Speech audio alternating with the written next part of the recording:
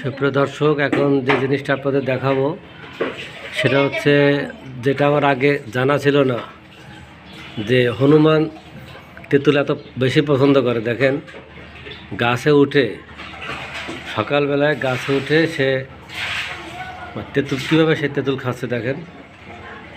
মানে আপনারা অবাক হবেন কিনা জানি না, আমি তো অবাক।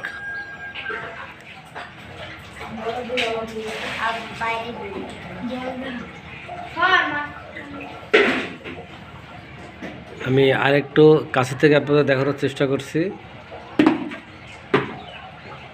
এবার নিশ্চয়ই সবাই দেখতে পাচ্ছেন। আসলে হনুমানের শরীরের রং আর গাছের রংটা প্রায় একই, যেখানে দূর থেকে বুঝতে একটু সমস্যা হচ্ছিল। এই জন্য আপনাদের আমি অনেক কাছে থেকে দেখানোর চেষ্টা করলাম। একটা হনুমান না, পাঁচটা। আর সবগুলো সাদে। আরগুলো কোথায়? পাঁচটা সাদে।